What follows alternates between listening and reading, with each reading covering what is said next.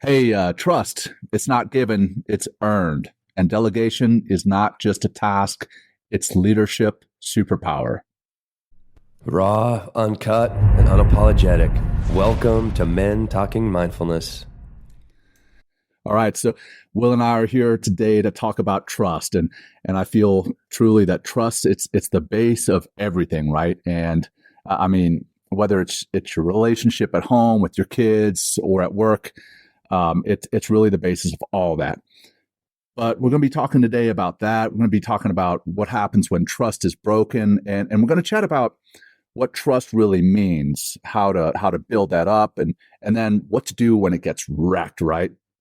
And then we're going to dive into the next piece of trust, and that's delegation, which is more than just passing off stuff. It's about helping people to step up. I do a lot of executive coaching, and when I talk about delegation, I talk about, hey, look, when you leave for a day or take a day off or you get sick or you take a vacation, you're actually not passing the buck to your people. You're actually giving them an opportunity to step up. And that's what we're going to talk about today, which it's an opportunity to help your people step up. And then you got to start by trusting yourself first. That's a huge piece. And we'll talk about that. So let's discuss. But before that, Will, how you doing, brother? I'm good. I'm excited for this episode. I mean, trust is like the foundation of everything. Yeah. I mean, so I'm really excited to dive in and, talk about what you mentioned, because it's, I don't know, it's just a bedrock of so much of what we do. So hey, just a couple things. Hey, Men Talking Mindfulness, if you want to check out what we're doing.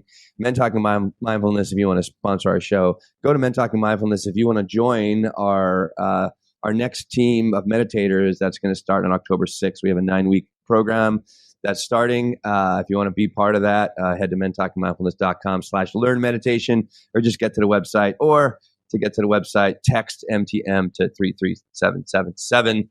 One breath grounding practice, John, to help us get on the inside. And this is a great tool for trust as well. Just to start and develop a way in is with the breathing. So exhale out, nice and easy. Let go, drop down, down, down, deep with that breath. And let's take a big giant inhale, fill all the way up. A little bit more. Top it off. Hold the breath nice and easy. 3, 2, 1. Exhale out. Let it go, let it go, let it go. So nice. Great. And then come back, you can make some movement if you like. Good to have another show here, John. And it's great to have everyone that's out there that's listening. And hey, help us grow the show, share the podcast. Thanks for tuning in. We really love doing the show and seeing our audience grow as well. So let's jump into trust, John. And let's start. Where do you want us to begin? Go for it. Well, I think the really good spot to start is what I mentioned there at the beginning, right? That's self-trust. So you want to start there, man? Yeah, well, I mean, self-trust. And we're going to mention some key aspects. And we're going to read a little bit with this because I really want to hit these marks because they're really important. Yeah. But what is self-trust is really that ability to have faith in yourself. Accepting, I think it's important to kind of know your strengths and your weaknesses and, know thyself. This is part of it. Feeling confident about your decisions. And believing in your capacity, and this comes with experience, to handle challenges and being secure in your choices. But what we discovered here in our research is there's really 5 key aspects to developing self-trust. And the first one here is acknowledging your strengths and weaknesses.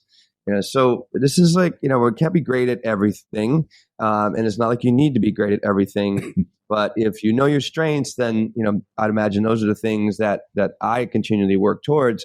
But I also use my weaknesses as a way to develop and use the challenge of my weakness as a way to develop more trust by actually trying to go out and work on those weaknesses. That's I think challenge here. What I've learned, John, by a lot of different things I've done, really helps me to develop more self-confidence, which is another aspect of trusting yourself by doing the hard things, putting yourself in those situations that can be really challenging and trying to find your way through it, or develop the technique, or just keep showing up and, for yourself. And by showing up for yourself again and again and again, that is definitely a big way of getting to know yourself, but also getting to develop that trust and getting to develop more of the self-confidence that comes with the trust in yourself. So yeah, I love that. And, with that, I think the next key attribute to that is practicing self-compassion.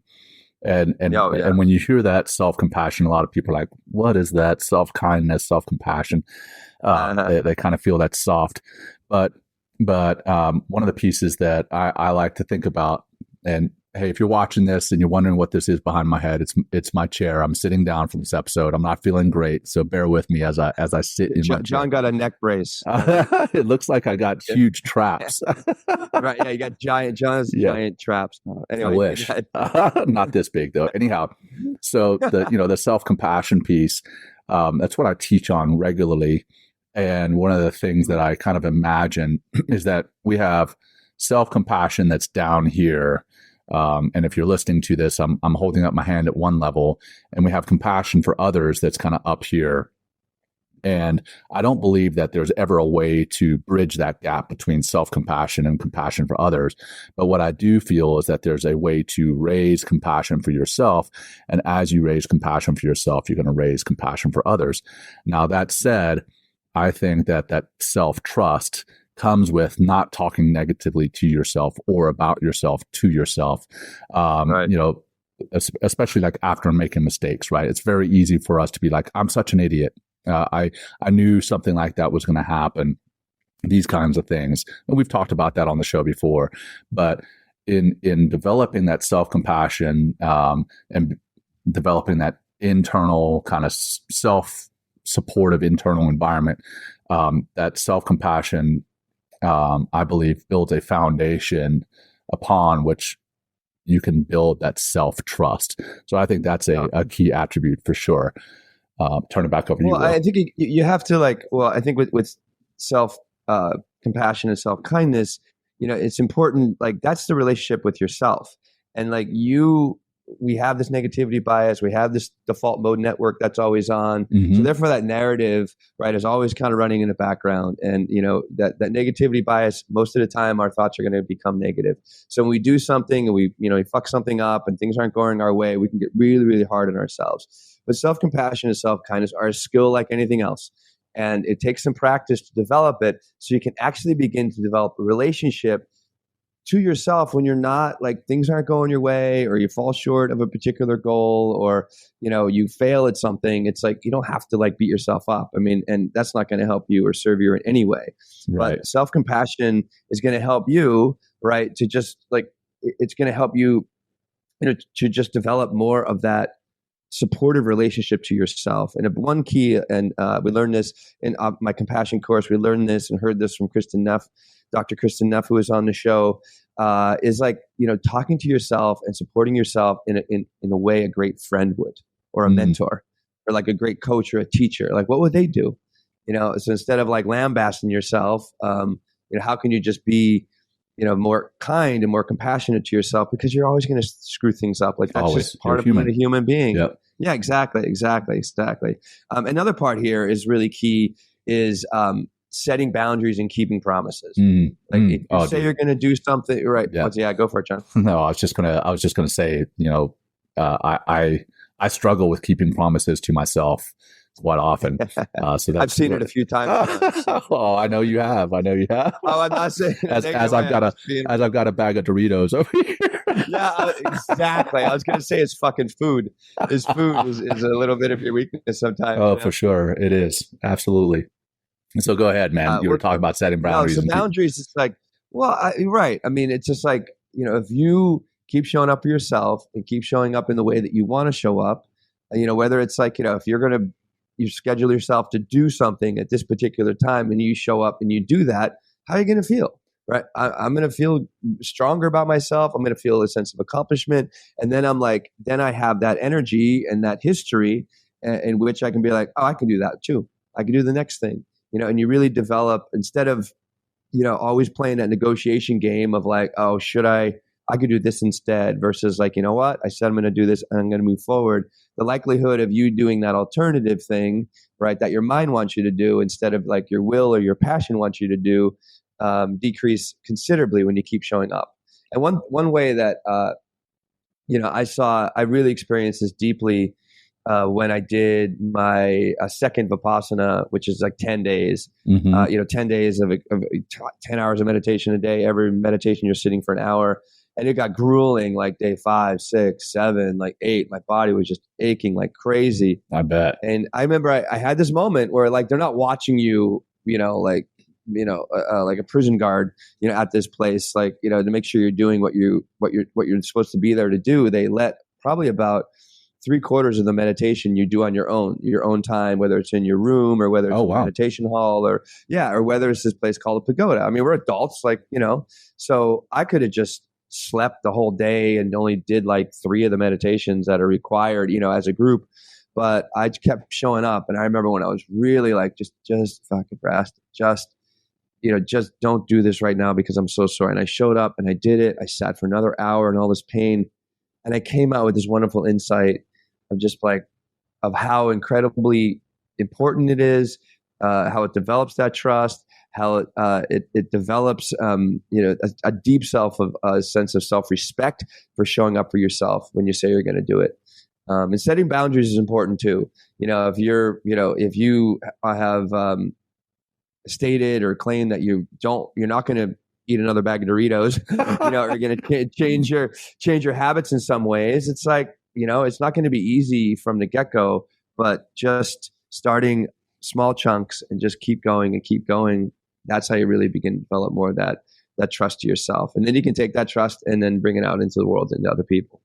Yeah. Yeah. And I think that setting boundaries even goes a little bit further, right? Like, one thing that I think we're all guilty of is overcommitting, right? Yes. And if you set those boundaries, there's one thing setting boundaries, but then actually respecting those boundaries. And that can be boundaries in your work. Maybe you work 9 to 5 and you don't answer emails after 5 o'clock, or you don't answer work texts after 5 o'clock, unless of course it's emergency or something. But setting and respect, or rather setting and then actually practicing those boundaries, I think that's where the trust really comes in. And then the next piece is it's funny because I just talked about the inner voice that can be so negative. But then there's the other side to your inner voice that can be supportive, right? Like, hey, I can do this. I've got my own compass, my own inner compass, kind of guides your values and what it is you believe in. And I think when you listen to that inner voice, it gives you the courage to act on that, right? Thinking, hey, I want to be, okay, so we had Erin Deal on a few weeks ago, right? And we talked about improv. Maybe she wants to be that improv person, and then having the courage to actually get up there on stage. Excuse me, as I coughed directly into the microphone. I know. Yeah. Hey, we're being real here. We're being real. Sorry about that. I'm sure I blew out everybody else's ears too. Okay. So anyway, having the courage to act on that internal voice. So again, it sounds like I'm speaking out of both sides of my mouth, but you have to know the difference between that negative internal voice, that negative narrative, the negative story that we tell ourselves, and then the other side of that same voice. It's kind of like the angel on your shoulder and the devil on the other shoulder. Hey, you have to trust the good side, and I think that's going to really help you to trust in yourself. And then I'll turn it over to you for the last one, brother. Yeah. I mean, that inner voice is really key. And one way that I have, and I'm sure you have, developed more of that inner voice is by meditating. Getting for sure. Quiet, right? Quieting down the mind, quieting down that default mode network, getting into a place of peace, turning off the stress and cortisol hormones, right? And what comes online is that self. We have later this season, we have Seth Copeland coming on. We're going to talk about the self, but that self has its own incredible brilliance on the inside. And when we calm down and we sit, we meditate, we do self-reflective exercises, we begin to exercise and feel more of that intuition, understand and really attune, to that inner voice. That can be very quiet at times, very, very fucking quiet, but it's there. Like I've seen it, John, when, I'm going to make a decision and it's a pretty big decision, and it's a financial decision. And like, I'm always on the lookout now because I've fucked up on Bitcoin and I've done other things that have not been so, and I should have listened to those voices, John. They were there, but I didn't listen. And you should have listened to everybody else's voice too. Yeah. I'm just kidding, man. I'm kidding. I know. But it's helpful. It's and it's going to help you develop. It's going to give you more of this inner voice, the courage to act on that intuition, which is really important. And then, John, I got to say, the last one here, it's like, and as I read this one, it's just like, I probably have failed more in my life than I've succeeded. Of course, but we all have. What you can do, it's so bad, right? And it's like, embracing failure as an opportunity to learn. And when you start seeing the world and bringing yourself into the world in that way and just seeing the world as a classroom, it's just like, it's all an experience. And every experience that comes my way, I can use as a learning experience, whether it's good or bad, whatever the results will be. And that's another way to just develop more of that trust, develop more of my self-confidence. So the next circumstance that comes, and I have developed all this, this self-trust, maybe I can really, get a little sharper with that next choice and like maybe make that better decision instead of like, taking a couple steps back or whatever. But, it really starts on the inside. And again, meditation, also getting in your body, John, is a great way to develop self-trust. Like if you're a couch potato and, you're not really utilizing your body. I hate to come back to the body, but it's just like, your body's working against you in that way. So when you really want to get up and do something with your body, and then your body hasn't worked out or hasn't really done any physical exercise, and it could be a really long time for some people, it's like you're letting yourself down, and now you're losing that trust to yourself and to your body. And it's like, so there's so many ways you can develop that trust. Meditation, working out, self-reflective journal exercise, I think is great. Writing has helped me to really develop more of a self-trust because that helps me kind of get on the inside with that intuition as well. So many ways to develop it, but it's worth it because if I can trust myself, then I'm just going to be more of an agent of my own change and more of an agent for other people's change in the world, if that's what I want to do. And therefore I can also experience trust in other people a little bit more effectively. And that's what we're going to go into next. Yeah. So let's talk about that, that self-trust and how that ties directly into delegation, right? A lot of people are like, well, what does delegation have to do with self-trust? Because delegation has to do with trust in the people that you delegate to. Well, you have to be able to trust your own judgment, right? When you're going to delegate, if you don't trust it, like if you think that somebody is a slip knot and you're not going to be able to delegate to them, but then you delegate to them anyway, there's probably that coming back to that inner voice, right? We just talked about that inner voice is telling you that person is a slip knot for some reason, but then you delegate to them anyway. It could backfire on you. Now, there definitely are people who surprise you, some people that you think are slip knots and then end up being stellar performers. But I think it helps you to trust your own judgment. And when you do trust your own judgment, I think it's easier to let go and then delegate because you're not second guessing yourself, right? Right. And then the flip side, or not the flip side, but let's go further. You've delegated, but you still don't trust yourself and your judgment about that person. Then you can continually check in on them, right? You've delegated to them, but you're like, hey, how's that task going? What are you doing about this? I wouldn't do it that way. I would do it this way. What is that? That's micromanaging, right? Because you're worried about how it's going to, what the outcome is. But if you trust in yourself and you trust that you've made the right decision, then you're going to step back and let them go, let them potentially even fail. Like you talked about, failure is a growing opportunity. Then let them grow, and then you're going to further trust in yourself as you do it over and over and over again. It becomes easier to step back and let them handle it. Yeah. So, what happens when you're second guessing yourself? When you don't trust yourself, it becomes hard to trust anyone. And then you end up holding on to everything, right?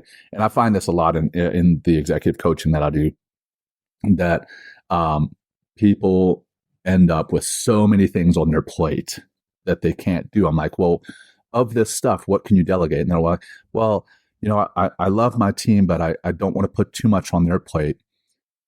And really what they're saying, right, when they say, I don't want to put too much on their plate, is I don't trust them and I don't trust myself. And then you end up holding on to everything. And there's no way that you alone, you're going to be able to get everything done right. No, so definitely. that micromanaging kicks in, but it's also, you end up overloading yourself when you're not trusting yourself. Right. So I think that's a pretty good kickoff right there for the show on trust in yourself. You got anything else there, Will? No, I mean, I think like that self-trust is going to, as you develop more, for me, as I develop more self-trust, and I really do, there's obviously some things that I'm not absolutely great at, or things that I'm working on. And, as far as in that self-trust realm, but I don't see the world as a threat.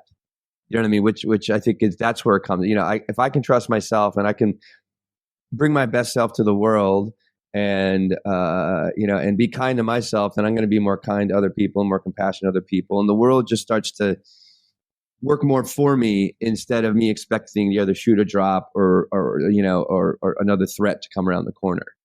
So it's Right. like, and it's also, but I'm also, John, with self trust, you're going to probably, I'd imagine, you're going to be down into the rest and digest, the sympathetic part of your nervous system, or the parasympathetic part of your nervous system, where you are just more relaxed. Like if you're in a heightened emotional state, it's going to be tough to do anything with cortisol in your bloodstream, Right. because you're just in a state of anxiety, or in a state of stress, or a state of absolute panic, because of what's going on around you, or you think everything around you is a problem. So, if you're delegating that way, if you're living that way without the self-trust, and you're delegating that way, it's like you're always going to be micromanaging, and you're not going to get the best results from yourself or your team, because you're not letting people, do the work that that you're paying them for. Right. So, well, let's all great points, man, and I fully agree. Yeah. I want to move on from the self trust to what is trust with others. Yes. And I'll kick a question over to you first. When you think about trust, specifically trust in others, what does that mean to you? Well, great example. Me and you, John. Like I expect you to show up here at 3:00, for a recording of the episode. Yeah, right. I mean, yeah. I trust you, and we've developed. I got to say, John, this is one of the best relationships I've ever had. Oh Me, man, you, I'm gonna the cry over show. here. No, I'm with you. No, I believe it. The same thing, man. I was talking about you this very morning, how I'm so close to you and how much I trust you. Funny enough. Yeah. So. Right. Well, but how we developed that?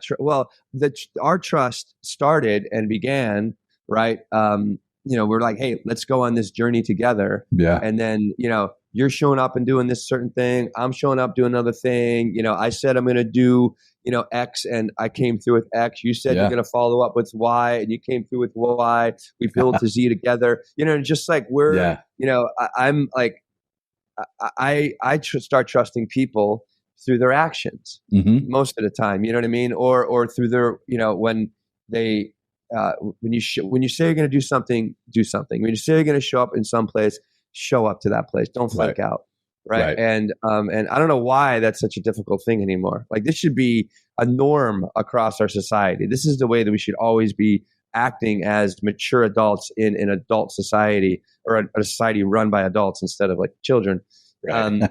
And this is like, that's one way. It's like, whatever you're going to say, whatever, stick to your word. Word is your bond, right? That's going to help me trust you.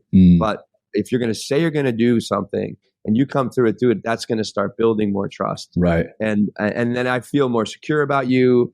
And, most all this, it's been years now, John, that we've done this podcast. It's like, even if you can't get to something, I know, like, it's not like not taking care of your responsibilities. I know that something else came up, something Right. that came up that got in the way of you, fulfilling that obligation or that promise, to the show and myself. Yeah. And I'll say that, and using our show and our friendship and our professional relationship as that example. Yeah. Last week, right? So I do a lot of the post production for the show, and then I publish it, or I schedule it to be published.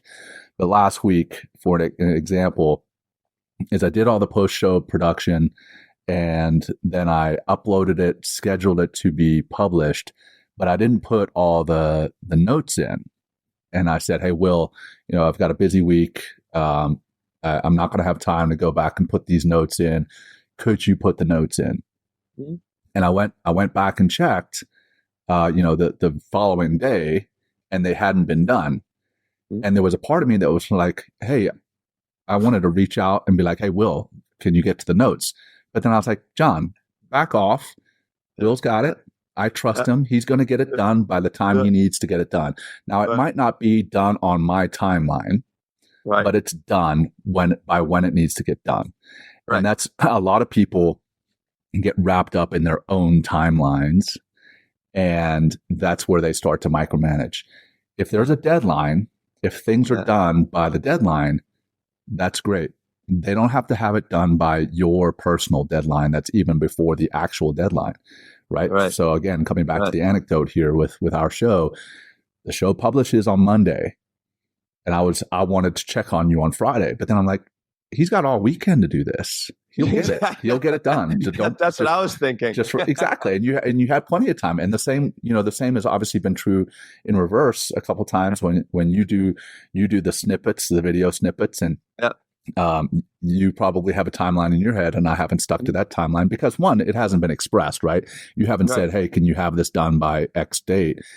Right. The date that both of us have to do something by is the date that the show gets published. Anyway, now I'm getting on a soapbox, but the bottom line is it kind of goes both ways, right? I don't want to say I delegated something to you, but I trusted you to get something done. Yeah. Then by you doing it on your own timeline, then you kind of trusted me to not micromanage you, right? Yeah. Not that there's a leadership micromanagement relationship between us, but you kind of see what I'm saying. But let's come back from there to like how do you know, right? How do you know when you really trust someone? Because initially, there's as an entrepreneur or as a salesman, you've got to get people, salesperson, you've got to get people to know you first. Then you've got to get them to like you and then trust you. So know, like, trust. Mm-hmm. And how do you know when you move from that know and like to that trust stage? I'd love to talk about that. What are your thoughts on that, man? Well, I think that, there's two relationships here. I think, like, the personal friend relationship is definitely one thing, and then the work relationship. Sure. Work could be a little bit easier to see if you can trust somebody and establish trust, because you guys should all be working together towards a common goal, right? So when you have a goal, you need to take actions towards that goal. So the people you can trust or not trust, if they're doing their work, if they're showing up like we talked about, if they're taking those actions in order to fill those obligations in order to, as a group, to reach that goal, right? So that could be a little bit easier to kind of gauge and monitor where you are in the trust, or do I trust or do I not trust? Mm-hmm. Whereas in the personal level, you're not necessarily working towards a goal for something. Like we have both, John. We're work and we're friends. Yeah. But like if you're just friends with somebody, like I'm meeting a friend tonight for dinner. I mean, he's a great fucking guy. I've known him for at least like 12 years now. My relationship to this guy, I just love him. Mm. And what a key here is just being vulnerable, being honest, being authentic, not trying to put up some front or try to be somebody that you're not, or like making it all about you instead of like actually listening to them and listening to what they're doing, and like just listening is an act of compassion and an act of vulnerability, just being there and listening and holding space for them. So that's a big piece here, is like that vulnerable. Yeah, go for it. I think the one of the things that you've mentioned in the past is one of the biggest pieces about just developing a friendship, or what people look for in a conversation, is that authenticity and vulnerability.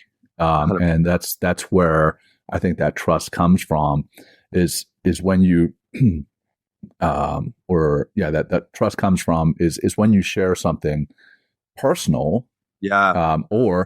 Or you give them some type of small task. So I would say in a friendship, maybe it's you share something personal, and in a professional relationship, you give them, maybe you start with a small task, but then you work up to an important task.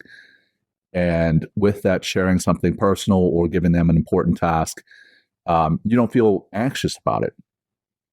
You feel that, one, if you share something personal, they're not going to go out and tell somebody else about it. They're going to protect it and hold it as something that you confided in them about. Right. And then if it's the second piece where you've given them something important to do, they're going to go out and do it. And that, to me, is when you start to realize that you really trust someone. Yeah, right. Yeah, exactly. And also not like, that those words, that vulnerable moment, that story that you shared, that like deep, like, like stories sometimes, or just like that deep emotional story that you might be sharing. They're not using it against you down the road. You know what I mean? Like they're not, for sure. Like, yeah, I mean, that's like, because that would go into like betrayal, or I would be really frustrated. That'd be very hard to kind of deal with, definitely at this age, Right.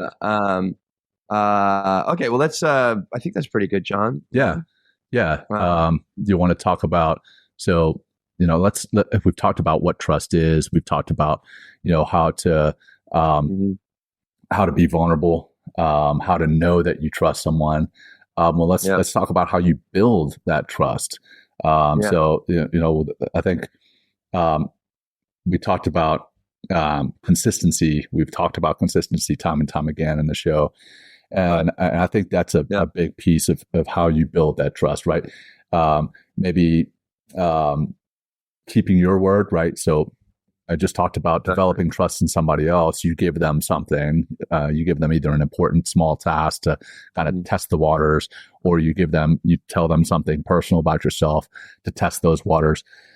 But the reverse is true, is if you want to build trust in yourself from somebody else, I think if they express some vulnerability and they share something vulnerable, something personal about them, or give you a small important task kind of to test the waters with you got to keep your word, right? And you got to do what you say you were going to do.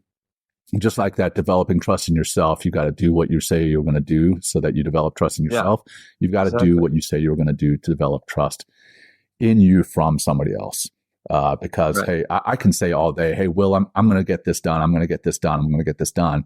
But if I don't do it, then of course you're not going to be trusted. You're not going to trust me, because trust is built on not what I say that I'm going to do, but in my actually doing it, right? It's built with actions, not those words.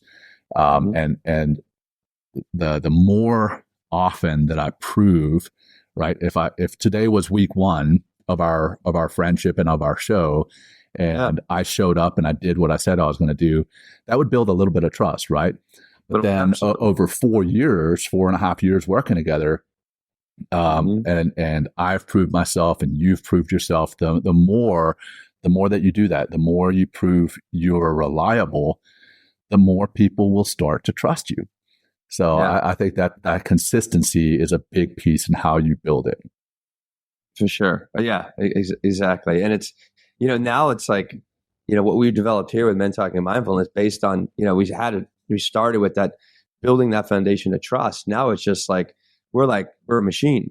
Yeah. We're in a like a like a relationship together. I don't know. I'm trying to think of what kind of a gear that would look like or something like that. But you know what I mean? We're like connected. Like we're like a married couple in some podcast. Not for real, right? I mean, it's just like you got stuff to do, I got stuff to do. We have a deadline that the show needs to get done, and we go out and do it.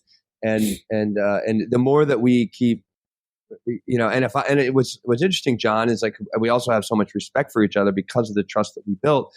If something comes up that I can't do it, I'd be like, just like you did the other day, and you did delegate to me, or just like, hey, Will, I can't do X, Y, and Z right now. Can you get to this, before Monday or whatever? Of course, I know when the show is going to launch, but I got it done. I mean, again, not like exactly when you wanted it, but you were, you had enough trust to be like, hey, like I know I'll get it done, and I think I did it whenever Sunday or some shit. Yeah, you got it done by when it was needed. Exactly. So, beautiful. Well, one of the difficult things with trust, and I'm sure you've run into people like this. We both have. Everyone listening to, I'm sure, has run into this.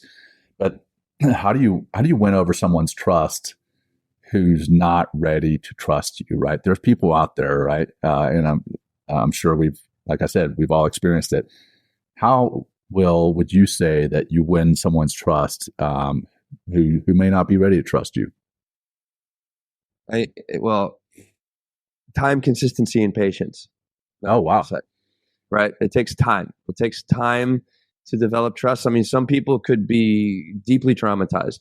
Some people could have been really screwed over in certain relationships. So they, if you're in a romantic relationship, it could take time to develop that. Can I trust this guy? Can I trust that guy?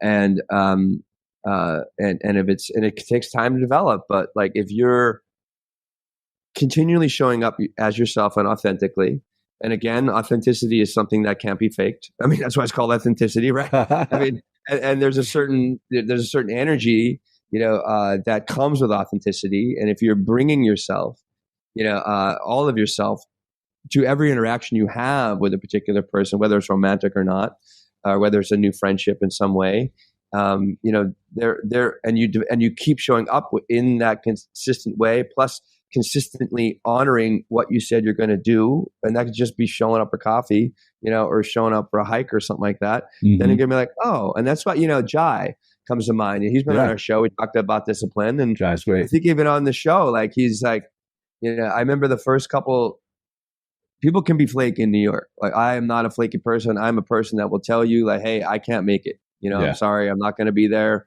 And I think one of the best things you ever said on the show, John, was like, no is a sentence. No is a complete sentence. But, no is a complete sentence, right? Yeah. So, and sometimes it's just no. But I was starting to get, here we are, Jai and I, right? He's a yoga teacher. I'm a yoga teacher.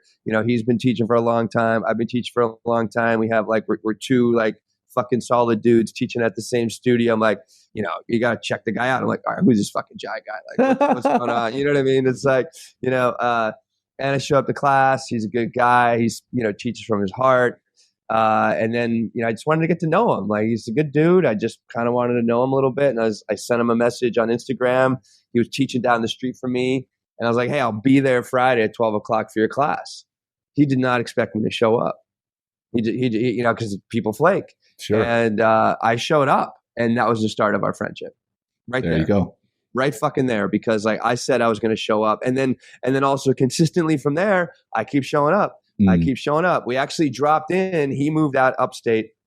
He opened a studio upstate, and myself and two other teacher friends of mine took off a Tuesday to go to his 6 o'clock first class of this new studio. It was like 2.5 hour drive. We rented a car, went up, and I showed up for my boy, and he was shocked. I'm getting a little goosebumps because it's just so great. He's like, what the fuck? What the fuck? And it was great to see him, and it was great to support him. But now I can really say I love the guy. I trust the guy.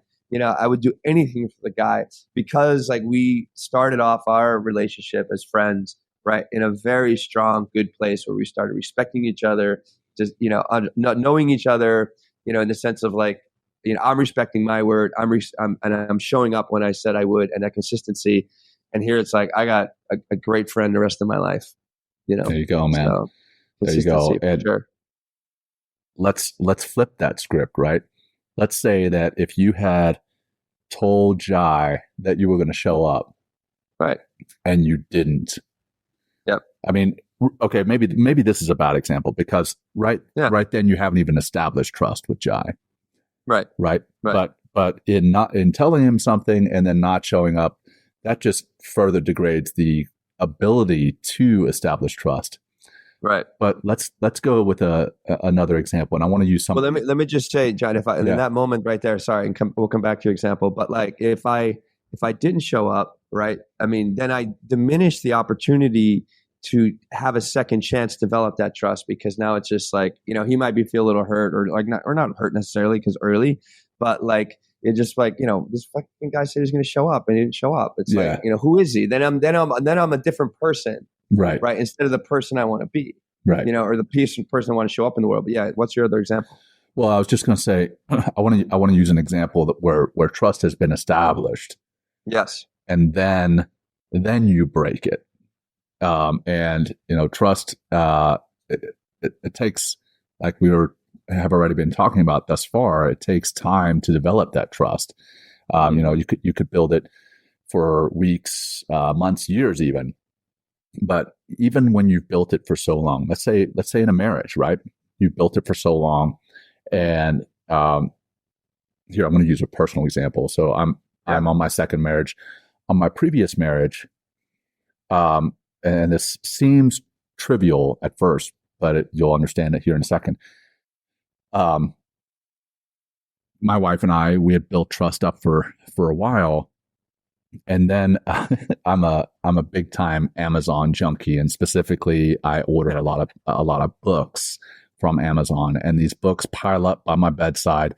People are recommending books all the time. People are sending us books, and it's great. I love books, but you can only read so many, and books would pile up on my bedstand. And eventually, my ex, she said, "Hey, do me a favor. And don't order any book. She said, promise me you won't order any more books until you've read all the ones by our bed." And I said, I promise that I will not. And what did I do? Somebody recommended a book, and I ordered it. And it came in the mail, and she received it. And I come back. I was at the Naval Postgraduate School at the time. I was in Monterey. And I come back, and she's holding this book. And I'm like, what's up? And she's like, you ordered this book. You ordered this book after you promised me that you wouldn't. And I was like, yeah, what's the big deal? I mean, it's just a book. And she's like, it's not about the book. It's about the fact that you had promised me something, and then you went back on your word. And when you go back on your word, all it takes, trust is fragile, man. You build it up for years, and one stupid slip up, like that book, that now that trust is cracked. There's a crack in that trust that I've built up for a long time. And then she starts to question everything else that I've said. Hey, do you love me? Ooh. Are you going to stay steady or stay faithful to me? And it's just this one little thing that can break that trust. And it's hard to fix once someone feels betrayed. Even with this book thing, it took a while for her to be like, okay, now I trust you again. Because they're always going to have that doubt in the back of their mind, even if you do apologize. Right. So, that trust takes time to build, but you have to be very careful about not breaking it, because it's like a house of cards, right? A house of cards, it takes a long time to build, but man, I tell you, it is easy to knock down. And once it's knocked down, it is hard to rebuild. I think that's a piece that when trust gets broken, and what do we do to fix it? Because betrayal, I mean, even in that book story, it was a betrayal, right? I betrayed that trust, and betrayal sucks. And I'll turn it over to you here, Will. I'd love to hear your thoughts about, why do you think getting betrayed hurts so much more than just a regular mistake?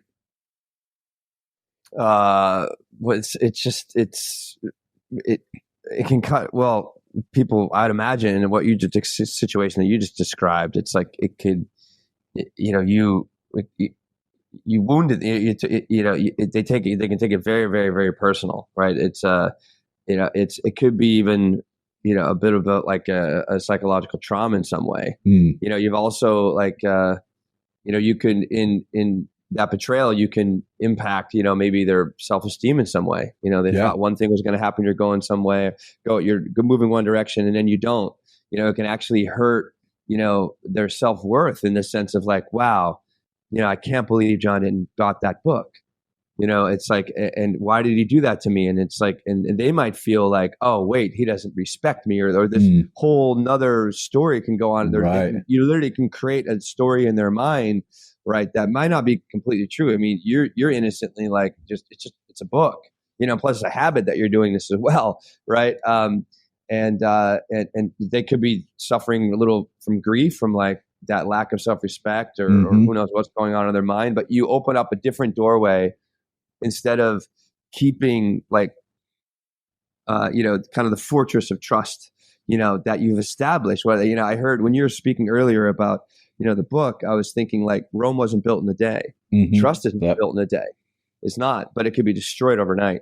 Oh yeah. Very, very quickly, because the one thing, so it's betrayal is it's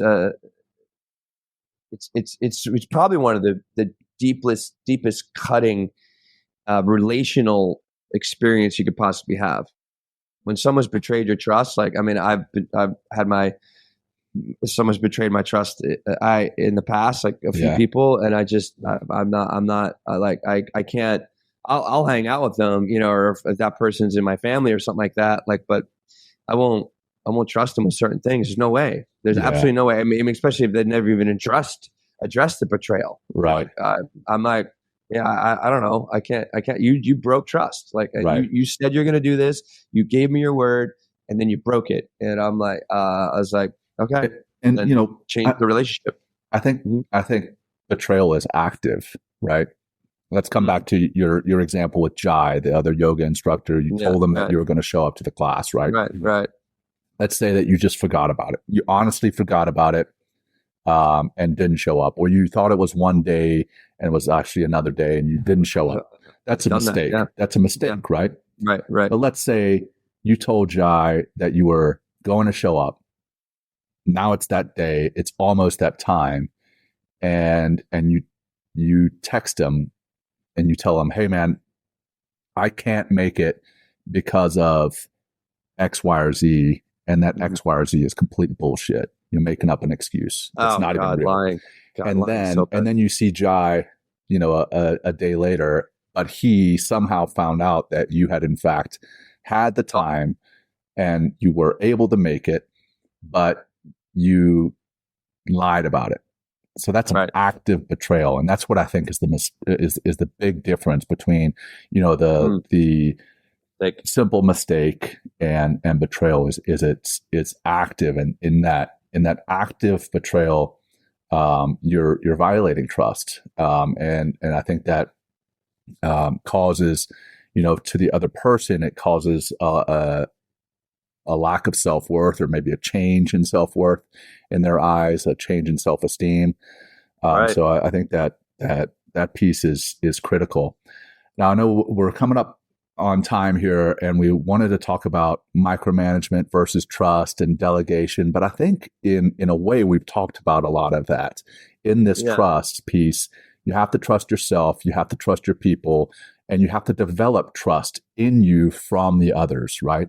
And that could be from the people that you're delegating to. They certainly trust that you're not going to micromanage them, but then also from above, right? If people are going to delegate down to you, you have to be able to show that you're going to consistently do what they task you with.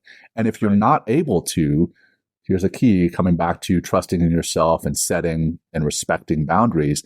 If they give you something and you're like, man, I am maxed out, you got to express that. You got to be vulnerable the other way and be like, hey, boss, I would do this if I could, but you've already put so much on my plate.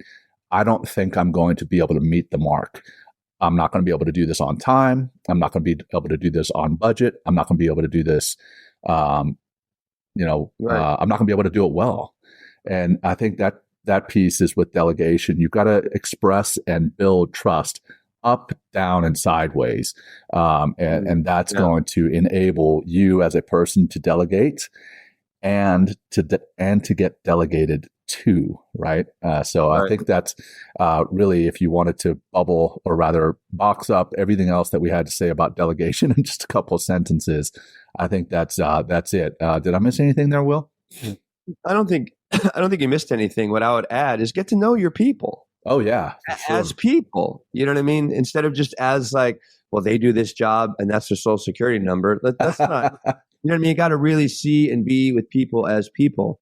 And once and that's a great way to uh, just to get to know them. There's going to be some vulnerability that might come through, or you kind of like understand their life in a different way. So you might not be so judgmental in some way. So I just think really like we have to understand, John, regardless. I mean, especially in a business setting, is like people are people, and people have lives outside of work. People have problems that they're dealing with. People are trying to show up as their best selves. I'd imagine most people want to do, but sometimes they're not. And that can, we learned in the yoga room years ago, it's like, number one, meet people where they're at as far as when you teach them, right? But number two, it's like, you don't know what the hell happened to someone's life when they came into the room. You have no idea if they just like were, verbally assaulted in the subway and then they're coming to a yoga class, right? Or same thing at the office. Like, you don't know if, someone had, a massive breakup or maybe a death in the family, and, and here you are, hovering over their shoulder. Like, well, why didn't you get this done? Maybe ask them like, hey, like what's going on with you? Like, right. We talked about this happening, and just really being a person with another person instead of being like an authoritarian figure with a pawn, where you consider a pawn. Like, that's not gonna, that doesn't create good, a good dynamic. It doesn't create a relationship that you can see people as people. And when we see people as people, and you can understand, it's just like, well, he's just like me in some ways, because I have a life, he has a life, and we're trying to create, a life here together, in order to get this job done. Right. And that's one thing that I would add as far as delegation. And I would also say, John, if you're a micromanager, like, I bet that you are in a state of crisis, a state of, fight, flight, or freeze. You're panicked, right? And that's never going to work. Scarcity versus mindset.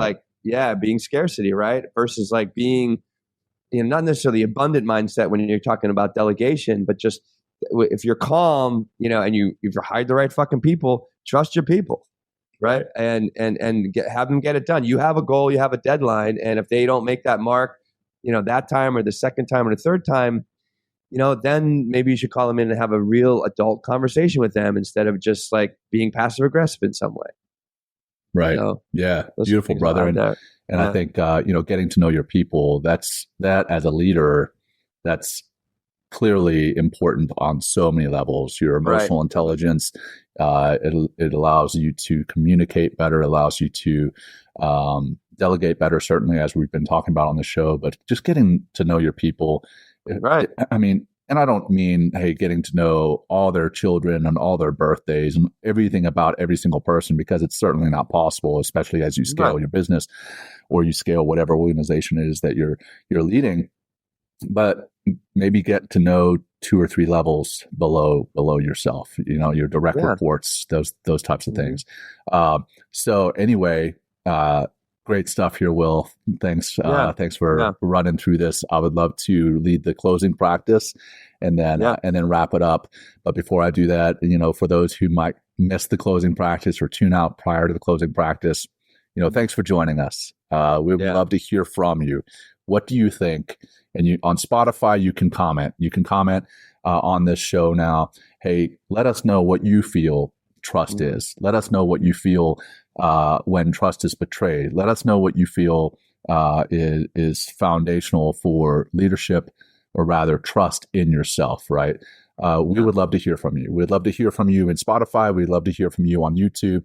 We'd love to hear from you on email. Reach out to us. And we appreciate you tuning into the show, whether it's in podcast form, whether it's in video form, wherever you might be tuning in, we appreciate it. And we ask that you do share it. Share it with your friends, your family, anyone that you feel could benefit from hearing this. So that all said, thanks again for joining us. I'll run into the closing practice and then we'll wrap it up in a bow. Awesome. So let's go ahead and get comfortable, whatever that might look like for you.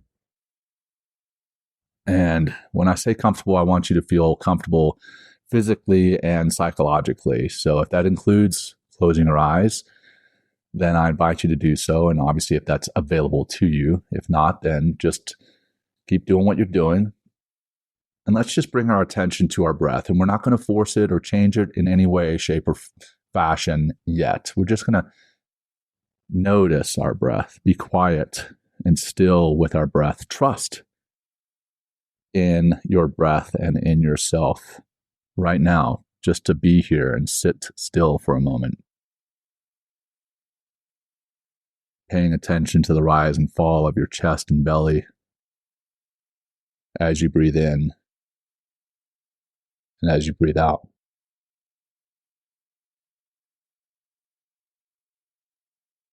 And trust in the environment. Again, if you're in a space that you feel physically and psychologically safe, what is it that allows you to trust in that environment around you? Just feel that trust.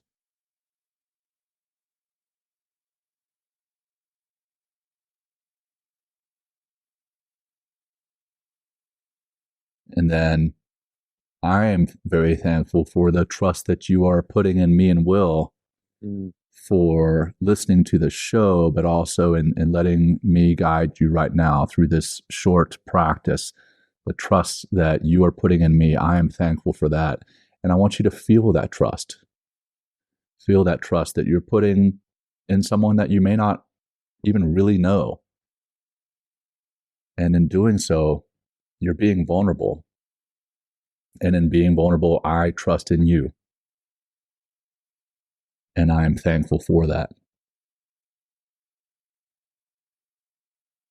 We feel trust in ourselves.